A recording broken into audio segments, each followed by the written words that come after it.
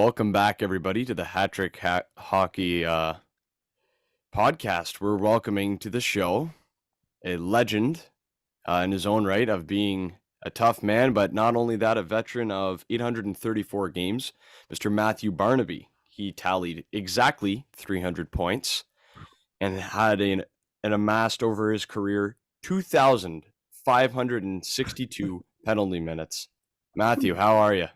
I'm good. I don't know if I'm more a legend in my own mind. That's probably it, rather than my own right. But thanks for having me on, guys. I really appreciate it. Man, I've been trying to get you for a while now. Like, I just grew up watching you play. I love the way that you played the game. I was just, when you were on the ice, it was like, okay, follow Matthew because something interesting is going to happen here. So, and that's how it always, but man, seriously, love the way you played the game. Thank you. Yeah, no, something always happened, whether it was good or bad. Either I was getting in a fight, getting beat up, or I was a minus. One of those things was going to happen. You grew up a Ottawa boy, right? I did. Yep. Back home now. Oh, so you're back there now. Right. Yeah, on. I've been back for about 6 years. Power of pussy, man. It's amazing. I should be living in Florida or Mexico. But the power of pussy brought me back to Ottawa. So yeah, 6 years. Oh my God. I fucking love it. It's hilarious. That's funny. So, Matthew, the first question I have for you is pertaining to your first call up when you got that first call up to Buffalo, and in 2 games, you get a goal. Tell us about your first goal. Yeah, it was pretty cool. I was playing in junior and I got traded right at the trade deadline to my first junior coach. They had a really good team in Victoriaville. Went there hoping to win a Memorial Cup. Unfortunately, didn't work out that way. And I was upset. It was my last year in junior. I knew I was turning pro, thought I was going right to maybe Rochester at the end of the year. But their head scout, Larry Carrier, the guy that drafted me, came in and talked to me after the game. And I had tears in my eyes because we lost and my junior career was over. But I still didn't sign my contract and just said, "You're going to Buffalo." And I was like, "What do you fucking mean I'm going to Buffalo?" I was like, you mean Rochester? He's like, no, you're going to Buffalo. I was like, okay. So went in there, still hadn't signed my contract, and called my agent, and they negotiated for the next really probably 24 hours, got a deal done. And I was playing against my childhood favorite team, the Montreal Canadiens, that I grew up watching only a couple hours from Ottawa. So went in there and played against Montreal, and then played Philadelphia. I was fortunate enough to get a shift on the power play, and it's amazing when you get out there and you're out there with a guy like Dale Howard-Chuck, God rest his soul, on the line and playing some shifts with Pat LaFontaine and Alexander McGillney. It was pretty surreal, but fortunately, got in a fight in my first game against Sean Hill, and then the second game was able to score a goal. So it was just a whirlwind. It was crazy. It was a lot of fun. It was something I'll always remember. You had to have been nervous as fuck going in for your first, a few games, especially coming right out of junior and then just right up into the show. That had to scare the shit out of you a little bit, no? Yeah, I'd say it was more like the warm-up in the first game. You're skating around, and it's like there's nothing that prepares you for it. You watch it on TV, and Pat LaFontaine is a guy that I watched as a kid. The Montreal Canadiens, it's who I grew up watching, and then all of a sudden you're on the same ice, and you're pinching yourself, being like, "Is this fucking real, man?" Like I'm gonna wake up stuck to my sheets at some point here really quick. And no, it was very nerve-wracking, and it's funny after you play a couple games and you kind of settle in and you just like, all right, now what do I have to do to stay here? What do I have to do to impress them? And I just kind of use the same formula that I did in junior, and that's kind of be a shit disturber and stick up for your teammates and work your ass off. I love it, man. I love it. That's awesome. So in your tenure with Buffalo, you played with some pretty great players, as you mentioned. A couple names there: LaFontaine, McGillney, Miroslav Satan. And on the back end, in my opinion, the greatest goaltender of all time, no dispute. What was it like playing in front of a guy like Dominik Hasek, who is going to keep the puck out of the net for you? Yeah, we weren't the best of friends. Listen, I've never hid my lack of love for Dominik the person. Okay. He's just a different bird. but I'll tell you, he's the best goaltender that ever played, and that's coming from a guy that really didn't care much about the guy, but he gave us a chance to win every single night. We had average teams that worked really, really, really hard. But Dominator, man, he was fucking unbelievable. Man, we'd be down 2-1 after the second period of any game during the regular season. And he'd say, give up 4 or 5 breakaways, man. I'll stop it. Just go get us a goal. We'd find a way to score. He'd stop 5 or 6 breakaways, and we'd win the game. And like I said, Patrick Waugh, Marty Brodeur, no disrespect to those guys. But having played in front of him for 7 years, there's no one better, and no one's ever going to tell me anything otherwise. Mm-hmm. Agreed. Man, you like when you fucking played, just didn't it drive you a little bit nuts that like every team you went in like into their barn, just every team hated you? Like it was just your style of play, right? That was how you played the game. But it was just, so I'm sure you had fans and everything beaking at you. What barn was the absolute worst to go into for you? Just the fans, the players, guys probably drooling over the red line looking at you, right? Like what team was the worst for that? Yeah, nothing even close. Philadelphia, man, it's a crazy spot. You go there in the playoffs, and we had great rivalries against them. They had Eric Lindros, obviously the Legion of Doom line, just a tough city, right? Like they really play to what their fans love. The old Broad Street Bullies in the 70s and in the 80s. And, I come in the 90s, and they got the Legion of Doom line, and they just kind of gravitate towards that style. Well, I loved it. If I'm not getting booed in a rink, I'm not doing my job. It means I'm taking the night off. So I always judged by how much do the fans hate me. If they hate me a lot, man, I'm doing my job. So it was just a tough rink to play in, but that's what makes sports great is opposing fans and passion and rivalries. And there was no bigger rivalry for me when I played in Buffalo because of our rivalry with them. And then when I went right to Pittsburgh, then it's the Battle of Pennsylvania. So it just carried through for the first really 10 years of my career, Philadelphia in general. My God. Yeah, I can't imagine that. Yeah, awesome. They had quite the force, like you said, the God. Legion of Doom there, and just large men, right? Hockey was different back then. Everyone was 3-4 inches taller than nowadays, and 20 pounds heavier. And to that respect, who would you say you had your best tilt with? Oh, wow. Well, in those days, in that barn, they had Luke Richardson on the back end. They had Daniels. They had Craig Berube at some point. They had Donald Brashear. Like, they had a plethora. Todd Fedoruk. I mean, so many guys. I mean, Todd Fedoruk one-punched me in one of his first games. Went down, cut me open, got back up. He's like, "You want to go again?" I'm like, "Fuck no. Why would I want to go again?" Like, I'm a masochist. I'm not that big a masochist. My best fights were against guys relatively my own size, and not very often would those guys fight me, because the guys I fought were Stu Grimson or Zdeno Chara or Darren McCarty, guys that were massive human beings. But Mike Keane, one of my first fights in the NHL, he was a lefty. Byron Ritchie, a Gold Gloves that just threw hard. I had a concussion for like 3 months after. Never even knew I got hit in the fight. We hit each other that many times, and didn't just goes to the fact that when you're emotionally invested in the fight, your adrenaline takes over. So I didn't even know I had anything wrong with me. I thought I had a little bit of the flu on the way home. 3 months concussion. Didn't know where I was for roughly 3 months. So then there's the memorable ones that Jason Doig, when you're laughing at him while he's fighting, playing those off. So those are all different parts and different reasons why. Darcy Tucker. So some great ones along the way. PJ Stock. All guys roughly my same size that were really tough. But just so many great ones for different reasons, whether it was a tough guy, a big guy, a guy you were laughing at, or just a toe-to-toer.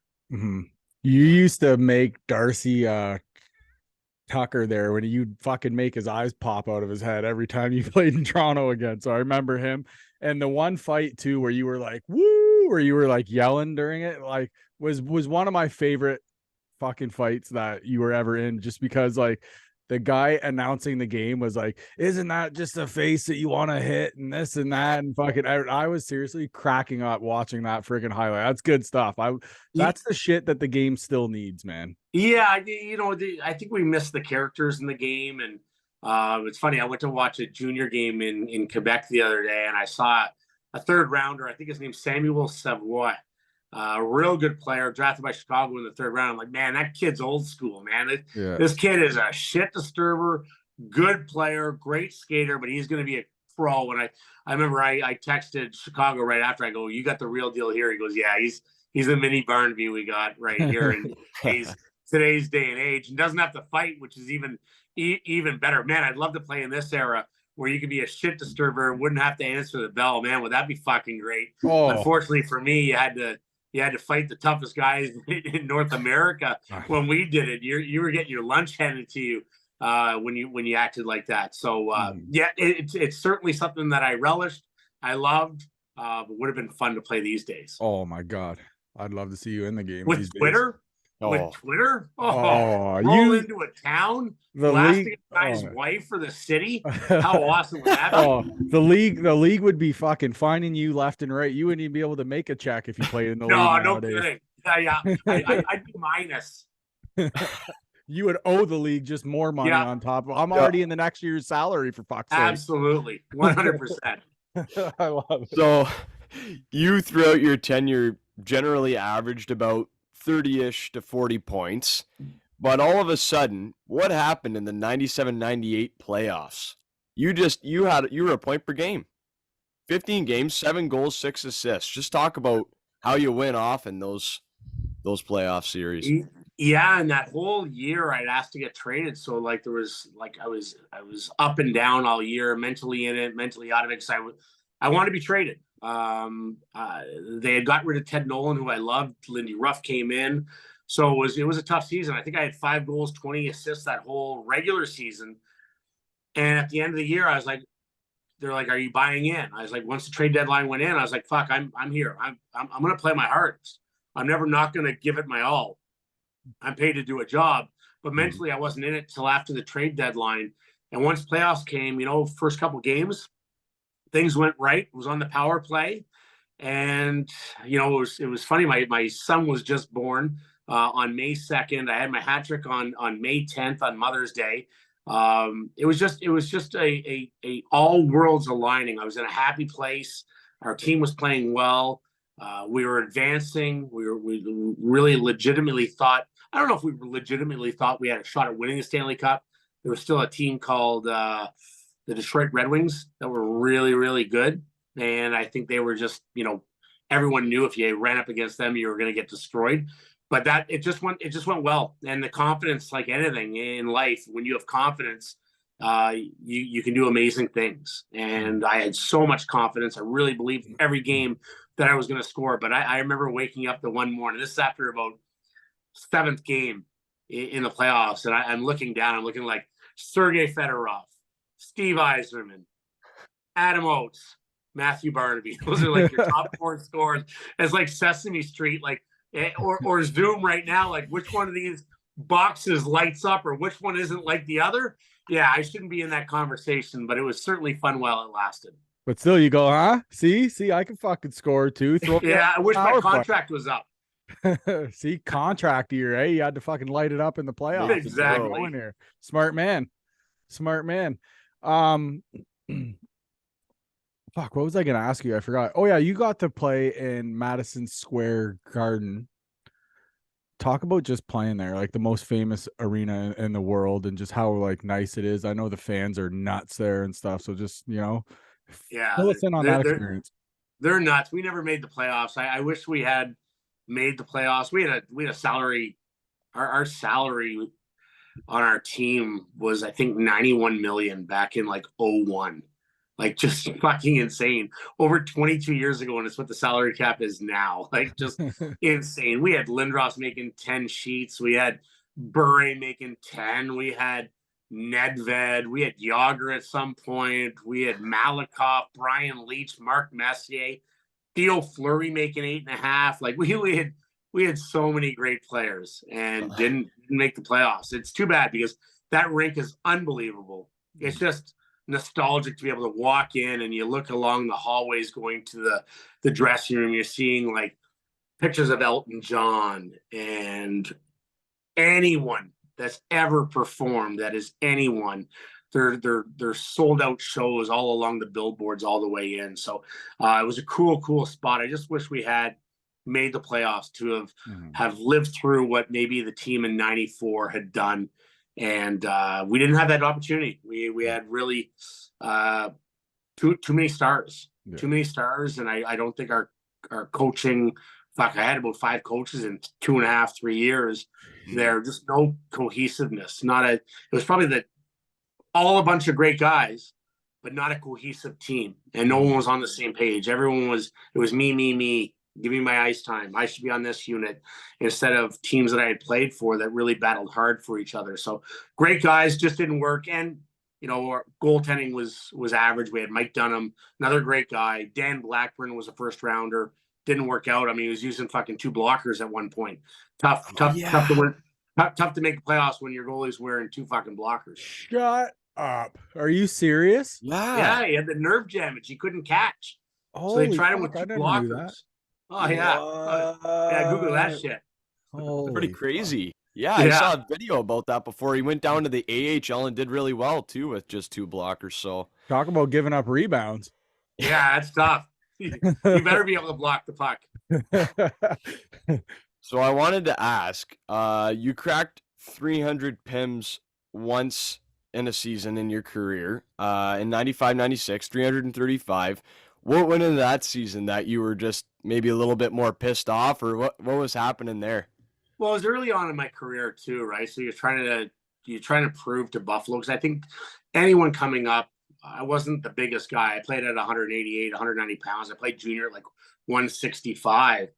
And I think the big thing especially in that era is, will he come up and be the same player that he was in junior? Because now you're going from, fighting and competing against boys to men, big men that can really, really hurt you. And that essentially you're trying to take the jobs away from people that are men. You're 19, 20, 21 years old coming in. I want to say I was 21, 20, probably 22 that year that I had 335. And we also had a really tough team. We had, Brad May and Rob Ray and Bob Bugner. So we had a plethora of guys again that were willing to do the job. And we looked forward to doing the job. We loved rolling into different places and be like, hey, you got him first period, I'll take him in the second. But I also didn't have to fight the Tony Twists, the Bob Proberts, because we had Rob Ray, the George Larocques, all those guys. So I got to kind of find my niche and fight those guys. And we were not a playoff team that year, but we were trying to build our character. And really, Ted Nolan had just come in, and we were trying to just tell people, you might beat us, but you're going to be in for a war. Yeah. And that was kind of our mindset every single game. So we didn't make the playoffs, but I think that was the start. That was the building block of what was to come for the next 4 years within that team. We were going to play you hard. If you're going to beat us, we were going to kick the shit out of you. And we went down by 2 and there's a few minutes left. You better be fucking ready, because it's not going to be pretty. And I think it served us well. Great guys, tough team, great coach, and doing it in front of a blue-collar town like Buffalo was pretty cool. Yeah, one of those teams you guys had there, it was like, you might win the battle, but you're going to lose the war. Yeah. One of those, right? Like you're gonna leave here with your win, but you're gonna have lumps and bruises when you leave here. So yeah, there's gonna be some ice packs on you. I miss hockey like that. Hockey's kind of soft right now to me. Yeah, the old lawsuits, the old concussion lawsuits put an end to that. Just like the big hits coming across the middle, unsuspecting players in football. Yeah. It's all about money. It's all about lawyers. They're afraid of the lawsuits, and I understand it. And you know what? I don't want to see it go back to the archaic days like us or the 80s. Yeah. It was unsafe some days. It really, truly was unsafe out there. The elbows that you would take and the slashes you would take. And I love the skill where it is. I just miss some of the characters and the rivalries. You just don't have the rivalries. You don't have Buffalo rolling into Philadelphia, or us rolling into Toronto when they had Baumgartner and Domi and Kyprios. Love those days. I remember one day, we can go back and watch that. We watched, I think we lost the game to to Toronto in the old Maple Leaf Gardens. We watched the 3, 5, 6 fights, whatever it was, all the way back to Buffalo because we bust. It was just the coolest thing ever. We just lost the game. We were like, fuck it. Next time we got them. And we did pretty well against them. Yeah, man. That's awesome. So I wanted to ask, what's the best chirp you've heard, and what's the best one you've given out? Oh boy. Oh boy. Well, the most fun one I've ever given out is not even, it's not even dirty. It just hurts someone's feelings. You know, Kenny Johnson, I don't remember if you remember Kenny Johnson from the New York Islanders. He was their first rounder. He was an 18-year-old, and he comes by our bench in Long Island, and it's super quiet. And he comes by our bench, and he had zits all, like he had craters. He had like the white shit coming out the top of it. And he comes by our bench, and I stand up. I'm like, "Hey, Kenny!" And he looks over. Everyone looks over, and I'm like, "In North America, we eat the fucking pizza, dude. We don't sleep in it." And he just looked at me, and he looked like he wanted to cry. And I was like, "Fuck!" I hurt his feelings, man. Like the guy's like crushed. And he was like, didn't say a word back. And you're like, "Oh man, I just tore this young kid that can barely speak English apart in front of his whole team." The another couple good ones. There was a guy, Jean-Yves Leroux, played in Chicago. I'm lining up in front of their bench, and he yells, "You're a fucking pussy, Barney. You're a fucking pussy." He goes, "You won't fight him. You won't fight him." I'm like, "Hey, shouldn't you shut your mouth when I fucked your wife up the ass?" Like, and I did it. That's the truth always hurts. Junior was a great couple of years. So Quebec City was a lot of fun. Just fucking no holds barred, Barney. No holds barred, baby. My God, you're a fucking animal. It was great. I love it though. I love it. And then one time, I don't want to say the guy because it's pretty bad, but George Larocque comes on the ice. He goes, "I can't believe you said that." I'm like, "Fuck, it's true, isn't it?" He's like, "Yeah, I know." But he goes, "I have to ask you to fight." So the coach had yelled something to me again, like, "You're a pussy," whatever. And I just looked at him. I go, "Thank God you're not out here. We couldn't play the game." He goes, "Fuck you." I go, "You would have snorted the red and the blue lines." That's fucking. Yeah. See, I love that. True.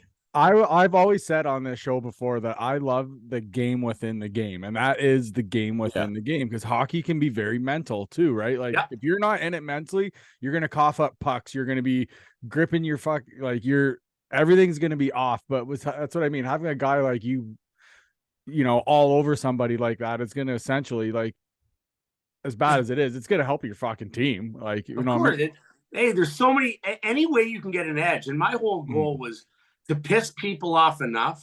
You know, Lindros, I talked about his mom and his dad the whole game, fucking mommy, daddy, this and that. And my whole goal was to get him to fucking two-hand me. I'll take the slash, I'll take the bruise. We'll take the 2-minute or the 5-minute, or I wanted them to jump me and punch me in the head, and we're scoring the power play. It's all about winning, man. Like it wasn't about anything more than getting them or laying the groundwork, like in a playoff series, like lay the groundwork in game 1 and 2. By game 5, they're going fucking wild. And if I'll take a punch to the head if we're going to get a power play goal, hey, it's worth it. It's about winning. Is there anything that anybody ever said to you that like made you laugh? The only one that ever got me was Chris Simon. I never knew my dad growing up, so I never met my dad. And I remember saying something about his family or something, about the reservation and something. What was, hey, it's not good now. I totally understand it's wrong. But everyone said everything. Like it was no slurs were out there. I was being called like everything, and you can't even imagine what I was being called. And I remember saying something to him. We were going to the box, and he's like, "How's your dad?" I was like, "Motherfucker, that was good. That's really good." We had the same agent, so I called my agent after the game. I'm like, "Did you tell him anything about like me not knowing my dad?" He's like, "No." I'm like, "Fuck, got me good. I didn't do anything." No one could ever yell anything at me or say anything that was going to get me to slash them. Now, if it was a 5-0 game, I'll fucking two-hand you. I don't give a fuck. I don't care if you suspend me for 2 games, but I'm not going to cost the team a penalty because I know what you're trying to do. So it's not going to work on me. And anything they'd say, I just laugh it off and I just smile. And part of my smiling all the time, whether it was in a fight or during a game, was just to piss them off anymore. Anytime you get in an argument, like if you ever get in an argument, I don't know if you guys are married or have girlfriends or whatever. No, I'm married. Yeah. Hey, next time you get in a fight with your wife and she says something and she's yelling at you, just start smiling at her. You want to see her go fucking wild? She'll go fucking wild. It's true. It's just you could say a smile and laughing at someone is way worse than saying anything to them, because it just infuriates. It's just like you're mocking them, and that's the best part of the whole thing. I get myself in enough shit, Barney. I don't need your help. Yeah, no. I'm saying it just as an experiment. Proceed with caution, right? Yeah. But I wanted to ask, obviously a lot of guys, you'll get into riffs on the ice, but off the ice you can be buddies, and at the end of the day when you retire, you'll see them around. But is there anyone that you maybe had bad blood with, or like completely despised or hated? You know what? I'd say Lyle Oderline. I called him Cornelius one time because he looked like the monkey from Planet of the Apes. And we hated each other. I probably fought him more than anyone. When he was in Columbus, we fought in the fucking tunnel on the way out in an exhibition game. Ended up fighting Christoph Oliwa like twice during that game. Fought him 8 times. I think another when he was with New Jersey. Every game we fought, and we hated each other. And then you retire, and then everyone's like, you know what? You would have fucking loved this guy. You both love your beers. You both can drink 24 without falling over. He's the greatest dude. And then like 7, 8 years, it was probably like 5 years ago. He was in Pittsburgh at one point. He retired in Pittsburgh. And their PR guy, Tom McMillan, texted me. He's like, hey, I know you hated this guy, but this guy's not doing well. And I'm like, what happened? He was playing golf and he reached in to get his ball and he had one of those shooting fucking cactuses. And he had like $8 million in surgeries and almost died. Yeah. So I'm like, send me his number. And I sent him a text. I'm like, hey, dude, I know we hated each other when we played, but just want you to know I'm thinking about you. I hope you're well. And a couple of months later, he's like, hey, thanks for the text. And ended up coming on my podcast and coming on and talking. Great dude, just a great dude. But everyone's playing for the emblem on the front, the logo on the front, the city that they're playing for, and the guys. And I always realize, like, you might hate a guy, but he's just doing the same thing that I'm doing for his team. That's it. Yep. I know Ryan Whitney, I believe, was the one that told the story about if you get caught going out for lunch with Lyle Oderline, that lunch usually turned into you're gonna have supper there, and then that usually turned into post-dinner bar. And he said you would go for lunch with the guy and you'd get home at like 3 a.m. wrecked. That's like Dave Andreshuk, fucking the man with the wooden leg, hollow leg, man. I remember one time we roll into New Jersey and I'm like, you know what? I've heard a lot about you, Andy. We will roll into the fucking what is it? The something ribbon or Robin, something Robin, whatever the fuck restaurant it is. And there's about 6 of us. I'm like, I'm going 1 for 1 with him today. I can drink beer. So we get to like 6. I'm like, fuck, doesn't drink any more than the rest of us. 7. All the guys are like, just wait. We get to like 9. He's at 11. I get to like 9.5. He's at like 13. I'm at like 14. And I'm fucking like keeled over at the fucking bar. He's at like 21. I'm going back to the hotel. He's like, what do you mean? We're going out for dinner. I'm like, I'm fucking destroyed. Now we're playing the next afternoon. I'm like destroyed. It's only like 3:30, 4 o'clock in the afternoon, and I'm just sloshed. He's going out for dinner. I see him roll in at like 7 o'clock in the morning with his coffee and his paper. I'm like, holy fuck, you're up early. He's like, up early? He goes, always walk in. You never come in the hotel at 1 or 2 in the morning. Just get yourself another room somewhere else and walk in with a coffee. Everyone's going to think like you're the early bird. Smart Crazy guy. fucker. Big brain. That's crazy. Hey, so which city was your favorite to just go out in and have a good time with the boys? Fucking Vancouver, man. Montreal.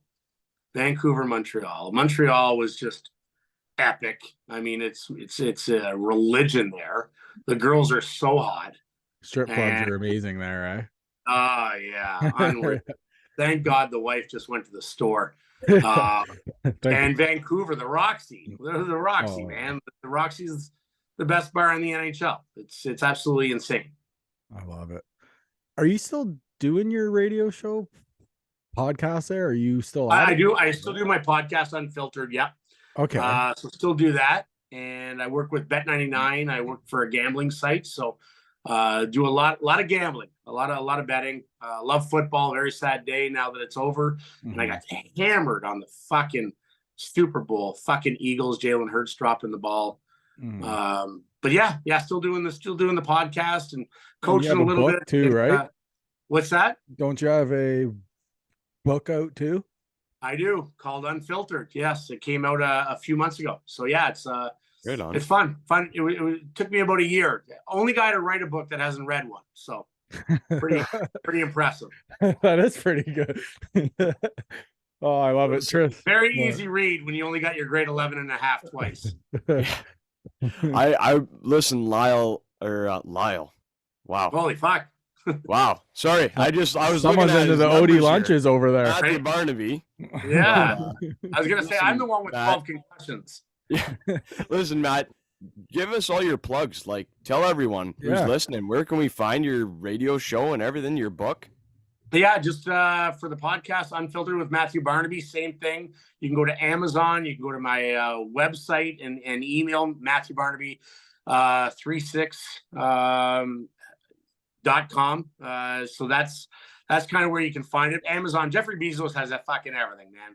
He's got everything. So if you want it, you can always go to Amazon. If you want it signed, you have to go to my website or catch me along one of the signings along the way. And yeah, you can follow me on Twitter, Matt Barnaby 3636. Those are probably the easiest way.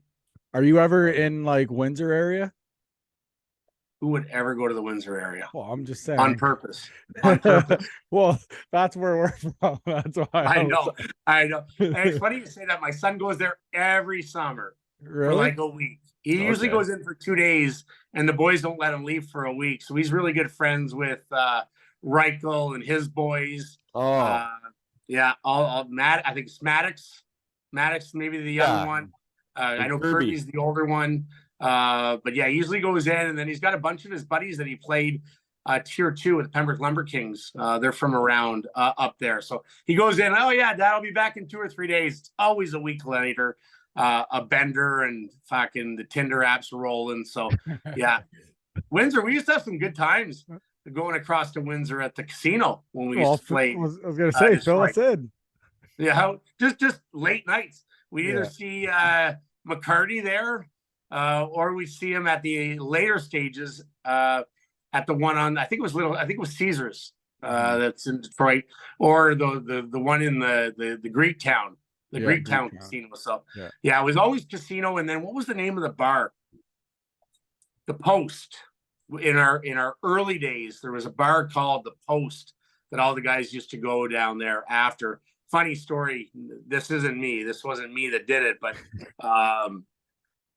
one of our players hooked up with a girl, and as he was taking her clothes off, she had a tattoo with the NHL symbol, and it had the NHL symbol, and on it said "Share the glory."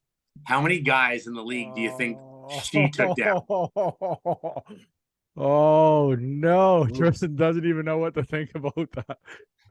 That's a tough one. Oh man. Yeah. By the way, that's like McDonald's, over 1 billion served.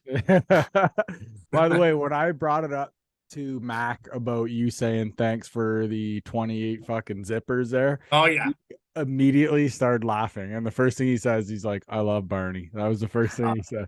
I'm like, well, you love him. You fucking split him open, for God's sakes. He was that was a bad cut, eh? Yeah, that's the worst cut I've ever had. Tough guy, man. And I went to Colorado. Obviously, I know the rivalry, and I was probably there 3 weeks, and we're playing Detroit, and I'm like, fuck, I want to get part of this rivalry. And I'd never fought D-Mac before, but we had mutual respect. I always really appreciated the way that he played. We always tapped each other's pads. Hey, man, how you doing? I'm like, hey, D-Mac, let's go. We got to go.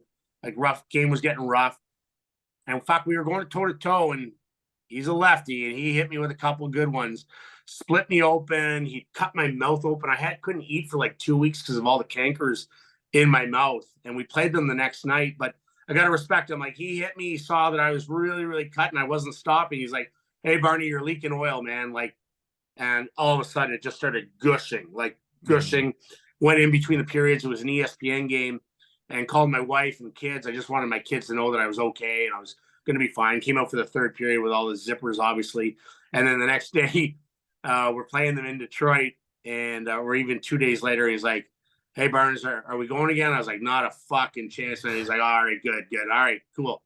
And that was it. He's just a great dude. He said, he's like, that was probably one of the hardest I've ever like hit somebody. He's like, everything just lined up. He said it was the perfect punch. He said, "Yeah, no, he hit me," and he's like, and then the like couple nights later, he's like, "How the fuck didn't you go down?" He goes, "I hit you hard." Yeah. I don't know. I can be honest. I said, the punch didn't even hurt. Like, I didn't feel the punch. Yeah. It just split my face open. Yeah, that was and bad, I see a reminder every time I do my hair in the morning.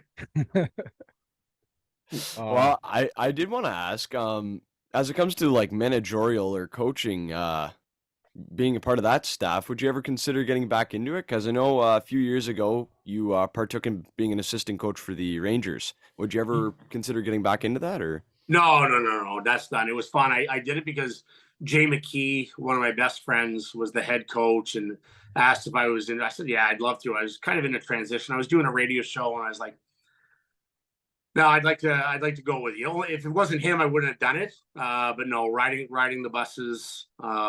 No, I love I'm going to Mexico on Monday, man. I'm going to Mexico. I'm going on a cruise through Greece and Italy the month after. I go down to Florida to play golf with my son, who plays in the Orlando Solar Bears organization. So no, I really like working for Bet99. I like being home every day, coaching at that level, and riding a bus. Not a chance. Yeah.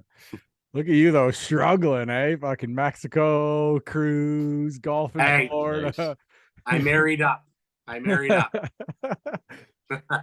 Good for you, man. Tristan, do you have anything else for him? No, I'm tapped. Cut him loose. Okay. Just that it was a pleasure getting to meet you, Mr. Barnaby, and I wish you well in your endeavors in life. Enjoy that cruise. Yeah, I will. Yeah, me and the wife are both turning 50 this year, so we've never been to Italy or Greece, so this is going to be a 2-week cruise. A lot of booze. Definitely getting the booze package, boys. Oh yeah, you gotta all inclusive.